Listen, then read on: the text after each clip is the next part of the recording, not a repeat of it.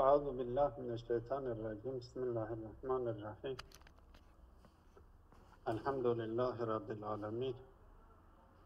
Ve salatu ve selamu ala seyyidina ve nebiyyina Ebil Kasimil Mustafa Muhammed ve alihi tayyibin tahirin ve ashabihil muntecebin. Biz 10. merhale, 9. merhalenin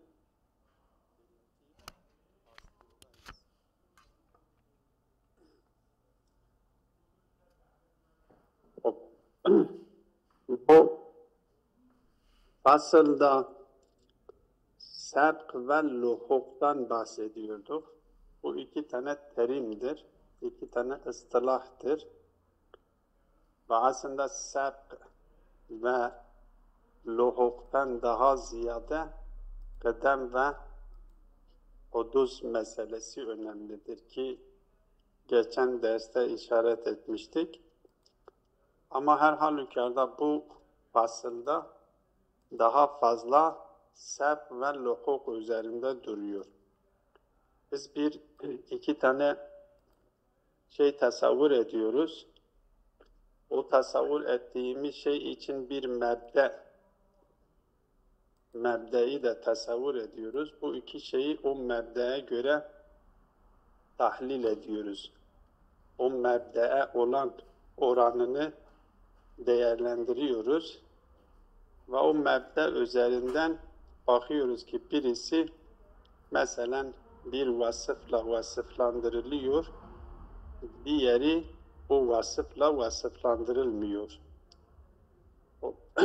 O mebdeye oranla birincisinin vasıflandırılmış olan vasıfla ikincisi o vasıfla vasıflandırılmadığı için kendisine sebk ve luhuk deniliyor. Ve bunu dedik ki felsefeciler kendi aralarında felsefeciler yapmış oldukları araştırmada onun 8 kısım olduğunu, 8 çeşit olduğuna varmışlardır. Biz bu 8 tanesinden 4 tanesini okuduk. Birincisi sebk-i zamaniydi. Doğal olarak sebk-i zamani ile vasıflandırılmış olan birincisi, ikincisi luhuk-i zamani ile vasıflandırılıyor. İkincisinde de demişti ki sebk-i bittab'dir. Sebk-i bittab ile vasıflandırılmış olan luhuk-i bittab ile vasıflandırılıyor. Üçüncüsü sebk-i bil-illiyettir.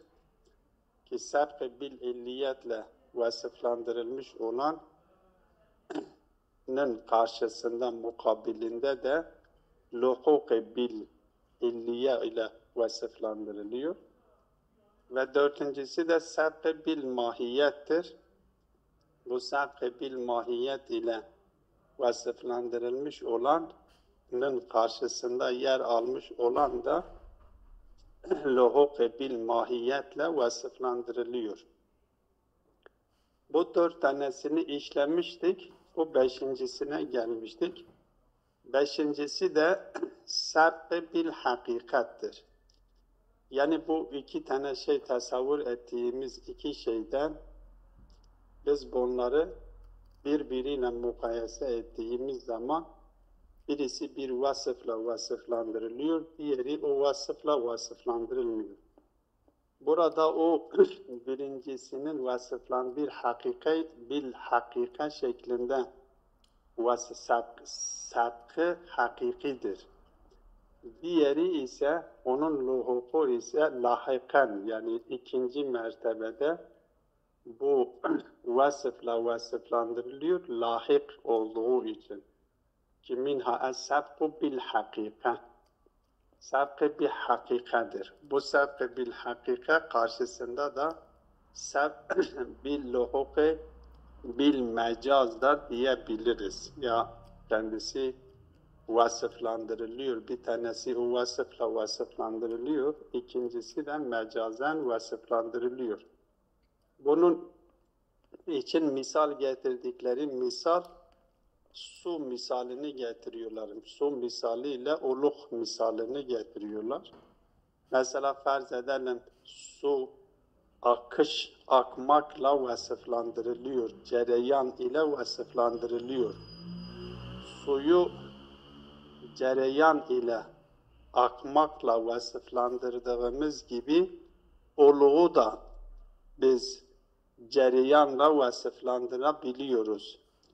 Ama su asaleten ve hakikaten cereyanla ile vasıflandırılıyor ve o ikincisi ise oluk ise cereyanla vasıflandırılıyor.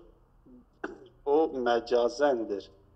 Ama bu mecazen cereyanla, akmakla vasıflandırılabilmesi için ilk önce o su, o hakikaten cereyanla vasıflandırılacak şey olması gerekiyor. Yani eğer su hakikaten cereyan, akmakla vasıflandırılmamış olsaydı, biz oluğu cereyanla vasıflandırılmıyor, cereyanla vasıflandıramazdık. Dolayısıyla sunun cereyanla vasıflandırılması sebk-i bil hakikattir ve oluğun cereyanla vasıflandırılması ise kendisi ne diyor? Luhuktur. Nedir? Sebk-i bil, evet. Ne diyoruz? Lahik bil araz, yani bil arazla onunla vasıflandırıldığı için sonunda diyoruz ki mizban, o da yukabiluhu el-luhuku bizzâfikel mana.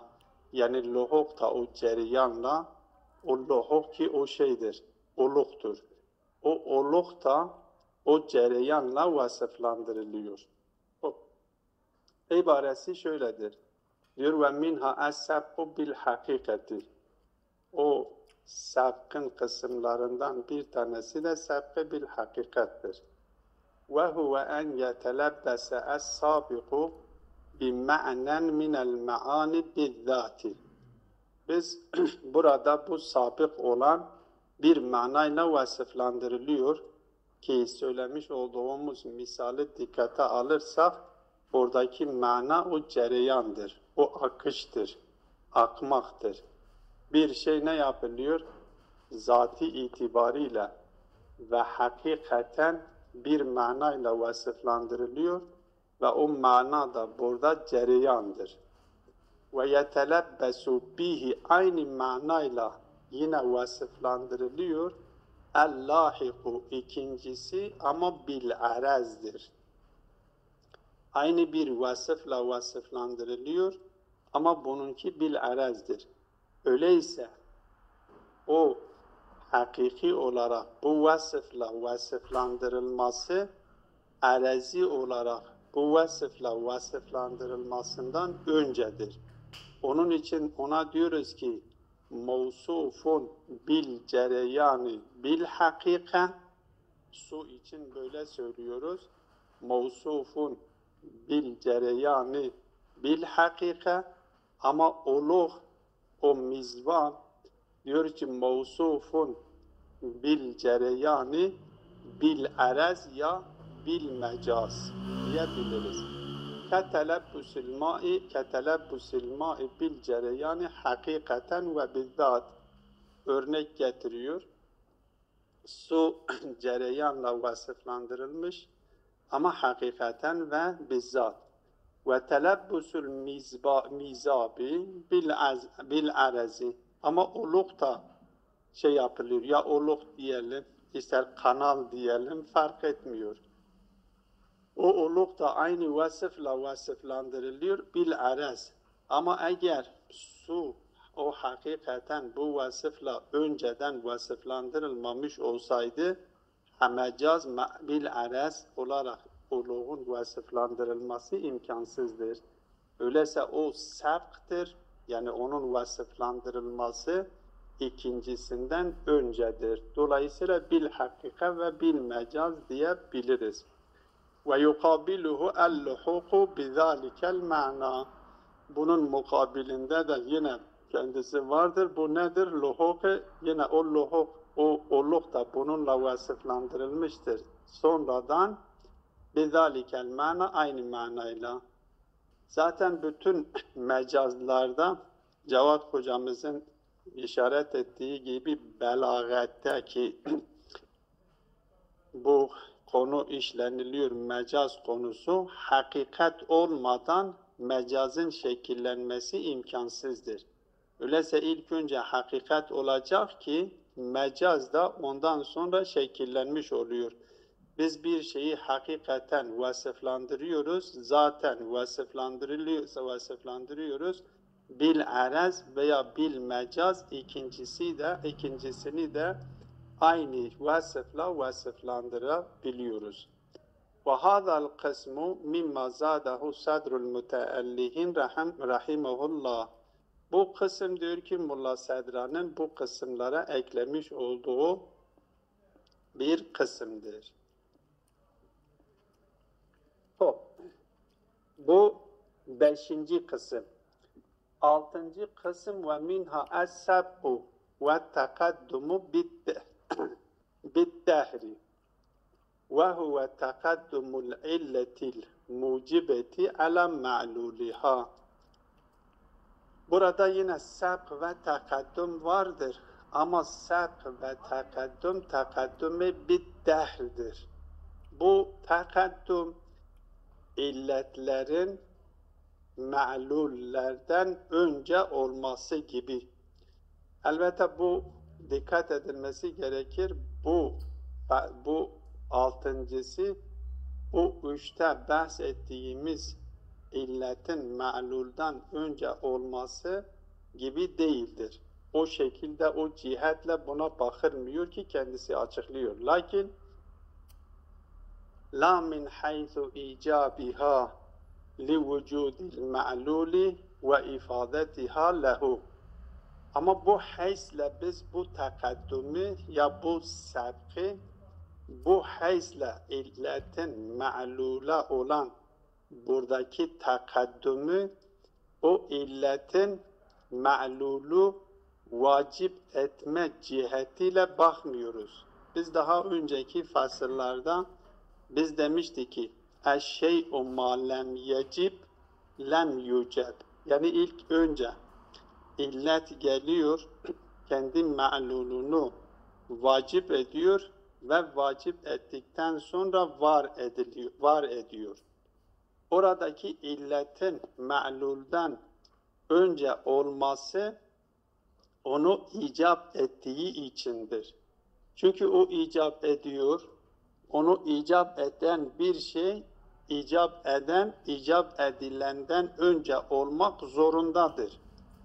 Bunu 3. kısımda açıklamıştık. Ama burada ki kendisi de diyor ki ama fi takaddümü bil illiyeti ki 3. kısımda biz bunu açıklamıştık ki illiyetin ma'lule mukaddem olması gibi. Peki burada hangi cihetle dikkate alıyor bu sabk ve bu takaddüm hangi cihetledir? Diyor bel min haysu infikaki vücudiha yani vücudil illa ve infisalihi an vücudil ma'lul. Diyor ki bu hayse infika, bu infikak cihetiyle bu dikkate alınıyor. İnfikak-ı vücudil illeti ve infisalihi yani infisali vücudil illeti an vücudil ma'lul, ma'luldan ayrı olması.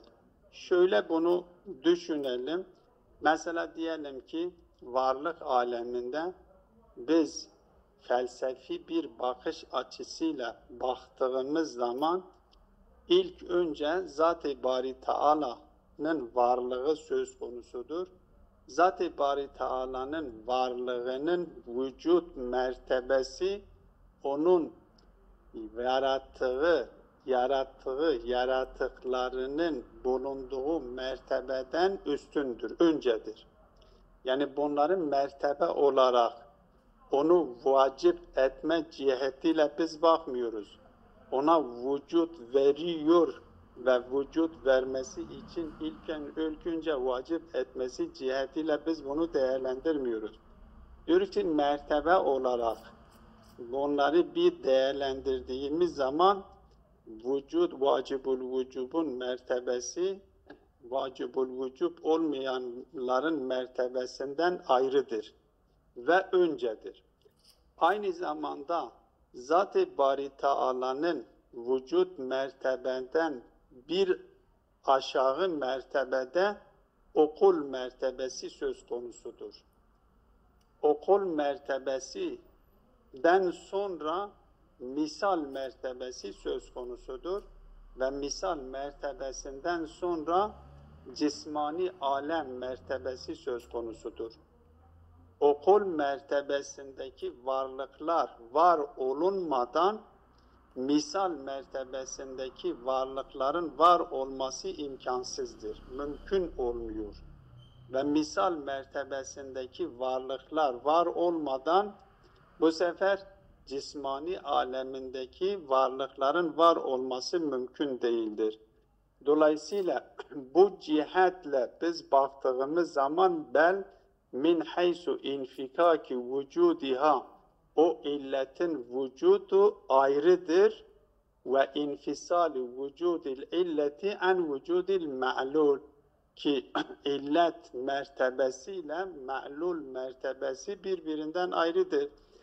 Mertebeyi Zat-ı Bari Teala okul mertebesinden ayrıdır ve mertebe-i Zat-ı Bari Teala illettir. Ne için? Okul mertebesi içindir. Okul mertebesi misal alemindeki olan varlıkların mertebesinden öncedir ve okul mertebesi de misal mertebesindeki var olan varlıklar için illettir. Onlar olmaksızın onların mümkün olması imkansızdır. Ve aynı şekilde misal aleminde, misal alemi de cismani alem için alemden öncedir, ondan ayrıdır ve misal alemi şekillenmese cismani alemin şekillenmesi mümkün değildir. Aynı şekilde siz insan, madem mesela gökyüzüyle yeryüzü olmamış olsa insanın var olması imkansızdır, buna benzer. Dolayısıyla burada da bir sebk, bir takaddüm söz konusudur. Ama sebk ve takaddüm bir dehrdir diyor. Buna bir dehr şeklinde Mir Damad diyorlar. Mir Damad'dan nispetlendiriliyor. Mir Damad bu şekilde yapmıştır. Ve tekarruri ademil ma'luli fi mertebeti vücudiha. Diyor ki ve infisali an ve nedir? Bel min haysu infikaki vücudiha. Yani vücudil illeti ve infisalihi an vücudil ma'lul ve tekarruri ademil ma'lul fi mertebeti vücudiha. Yani o ma'lul ademul ma'lul da nedir? Kararlaştırmış fi mertebeti vücudiha ki kendi onun mertebesinde evet bel min haysu infikaki vücudiha ve infisalihi an vücudil ma'lul ve tekarrur Ebra iptidalı ne? Ve tekarruri ademil ma'luli sanki biraz iptidaiye Seyda. وتقرر عدم المعلول في مرتبة وجودها كتقدم نشأة التجرد العقلي على نشأة المادة. Seyda Nahvilüye Empre'de haber nedin. Evet. Nasıl söylediniz? Bir anda ben şeyi kaçırdım. Evet. وتقرر عدم المعلول في مرتبة وجودها كتقدم نشأة التجرد العقلي على نشأة المادة.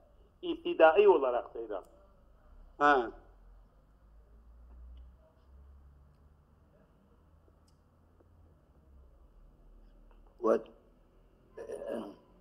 Evet. Ve tekarrur من حيث انفكاك وجودها وانفصال عن المعلول وتقرر عدم المعلول في مرتبة وجودها. Ve tekarrürü ben atıf alıyorum da atıftır. Sanırım o infikaka atıf. Bel min haysu infikaki vücudiha ve infisalihi an vücudil ma'lul وتقرر عدم المعلول في مرتبة وجودها. Yani bu nahvi bir mesele değil tabii, o seni yani bu nahva girmiyor. Bu tabii duruma giriyor yani. Manaya bakıyor. Bu nahvi değildir böyle. Yani ve takarruri güzeldir. Benim anladığım takarruridir. Hocamın dediği gibi. Takarruridir. Yo ibaret takarruridir. Ve takarruri ve min haysu infikaki vücudiha ve infisalihi an vücudil ma'lul ve takarruri ademil ma'lul evet fi mertebeti fi mertebeti vücudiha. وذلك كتقدم من أشد إلى آخره. مثال. ve takarruri ademil ma'luli ve fi mertebeti vücudiha. O ademul ma'lul da kendi nedir? Kendi onun mertebesinde ama mana olmuyor. Ben mutalada ederken de dikkat etmem. Değerli hocam. Gözden fark. Değerli hocam. Evet. Şimdi ve tekarrur ademil ma'lul fi mertebel vücudiha. Yani illetin vücudunun mertebesinde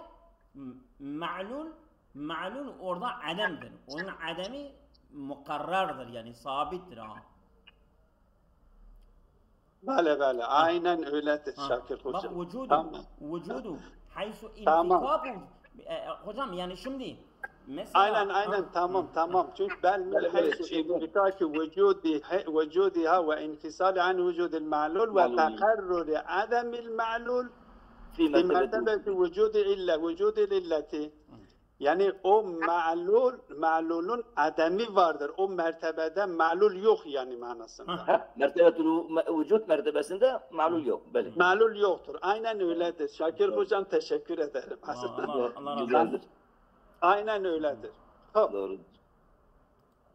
Yani bu cihetle diyor biz bunu değerlendiriyoruz. Buradaki sabk-ı dehri diyor isek yani o üçüncü kısımda biz bahsettiğimiz gibi değildir. O üçüncü kısımda biz bahsettiğimiz o illettir, o ma'lulu vacip ediyor ve var ediyor. O cihetle onun mukaddem, sabık olmasının gerekliliğini söylemiştik. Ama burada vücut mertebesi, onların her birisinin mertebesi birinden ayrıdır. Ve o birisinin mertebesi önce olması gerekiyor. O önce olması olmadan sonraki olması imkansızdır ki ketekaddümin neş'eti tecerrüdil akliye anan neş'etil maddi ki ben misalini piyade ettim. Yani Zat-ı Bari Teala'dan aldık. Okul mertebesi, misal mertebesi, cismani mertebe. Ketekaddümin neş'eti tecerrüdil akliye ala neş'etil maddeti. Sadece bir tane örnek işaret etmiştir. Ve yukabiluhu el-luhuku ve teahhuru dehriye. Tabii olarak ona da diğerine luhuk deniliyor. Nasıl ki öncesine sabk-ı dehri deniliyorsa sonrakine de luhuk ve teahhure dehri deniliyor. Ve hazal kısm قد زاده السيد داماد رحمه الله بناء على ما صوره من الحدوث والقدم الدهريين وسيجيء بيانه.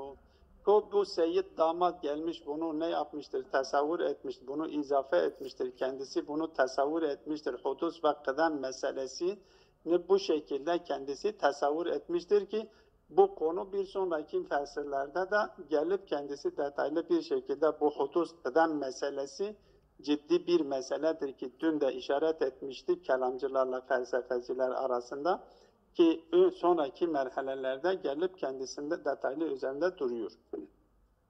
Hop.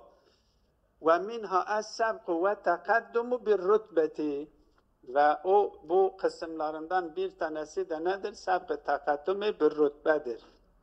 أعم من أن يكون الترتيب بحسب التبع أو بحسب الوضع والاعتبار. Elbette burada genel anlamda bu takaddüm o tabiattaki sadece onu dikkate almıyor.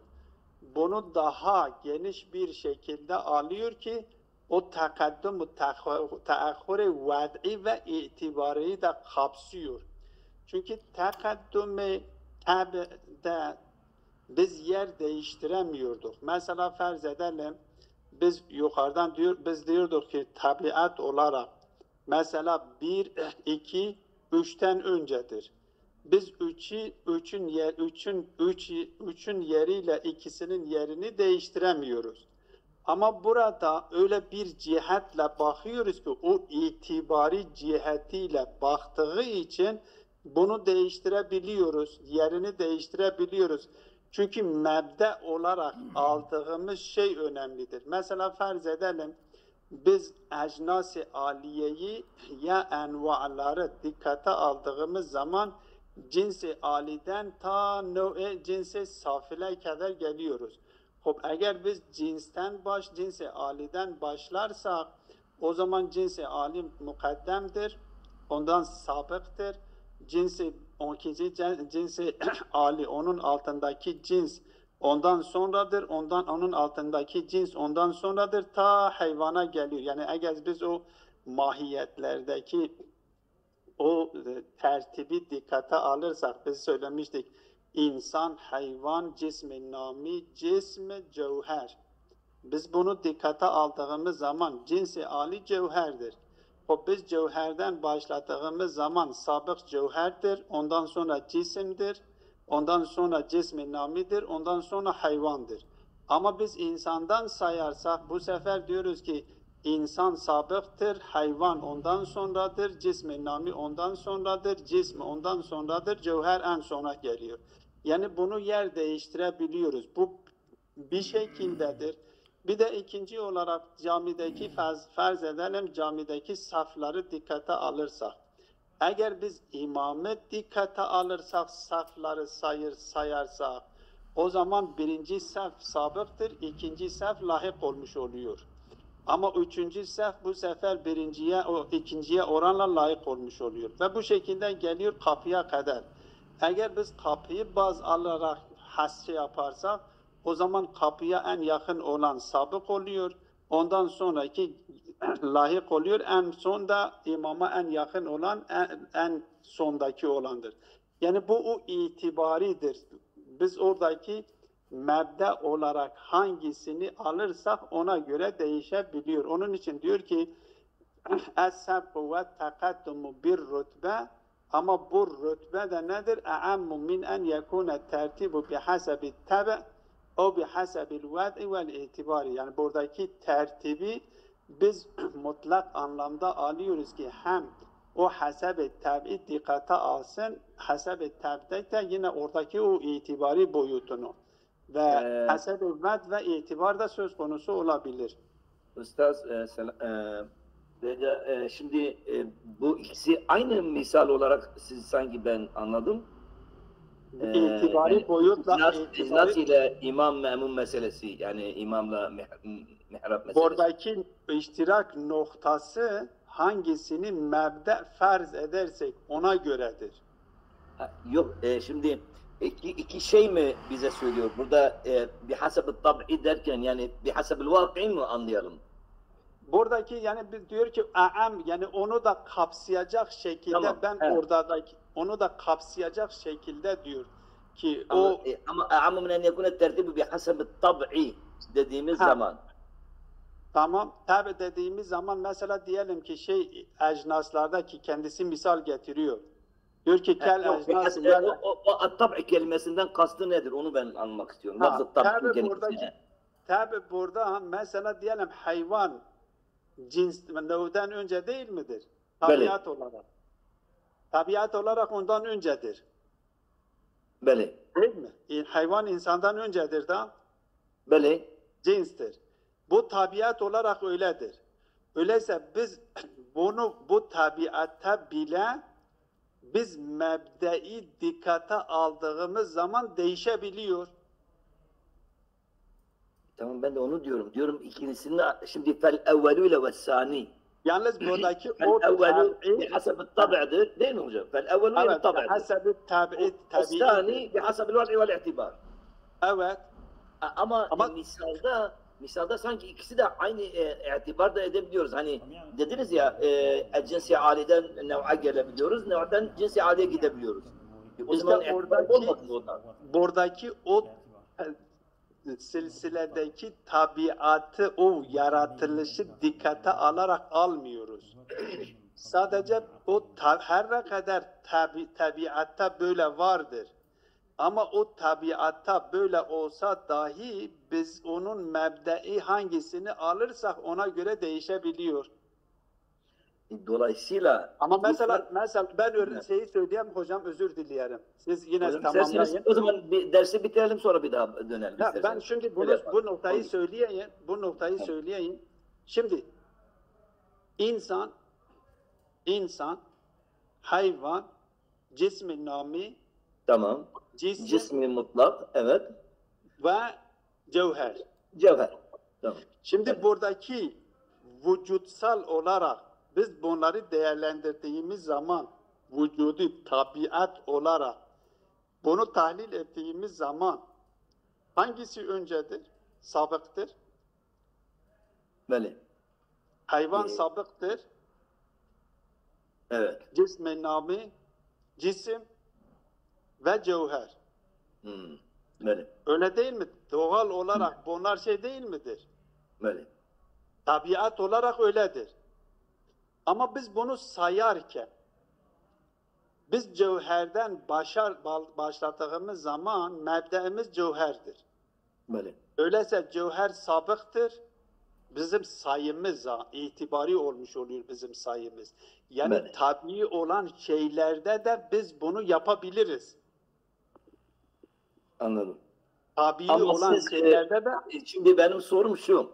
Eğer tabiata da itibar denilebiliyorsa niye o yok, karşı karşıya getirmişiz? Bunu anlamadım. tabiatta o doğasını dikkate alarak demiyoruz burada. Ama O zaman tabiatını ki biz İkisinin değiştiremiyoruz. ikisinin arasında fark eğer ikisi de itibar olabiliyorsa acaba başka bir şey mi kastediyor? Onu ben çözemedim. Benim anladığım şey şudur hocam. Evet. Benim anlattığım şey yani iki tane misal getiriyor. Evet. Bir tanesinde şekillenmiş olan tertip itibaridir, vez'idir. Vez'idir. Ne gibi? Evet. Saflar gibi. Evet. Bir tane misalda da tertip doğaya dayalıdır.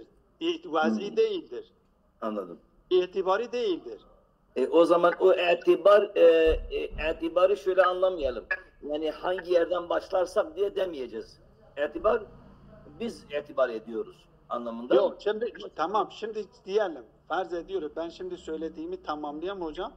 Evet hocam. Tamam. Şimdi iki tane örnek getirdik. Bir tanesi doğal olarak bir düzen, bir tertip vardır. Evet. Bir tanesi de vardır ki vez'i olarak, itibari olarak bir araya gelmişlerdir.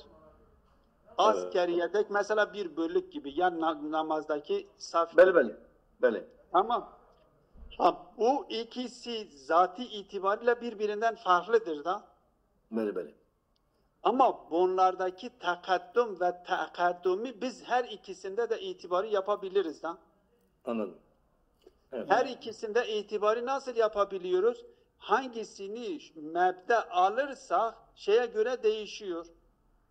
Evet. Ama biz onun hakikatini değiştirmiyoruz yani. Onların hakikatini biz değiştirmiyoruz Tabii. ki.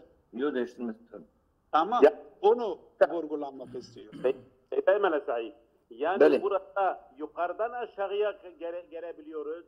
Aşağıdan yukarıya da gidebiliyoruz yani ha. Şimdi biz burada Biz doğasına karışmıyoruz. أظن ben tamam, bir az bir ibare okuyayım. Az bir ibare.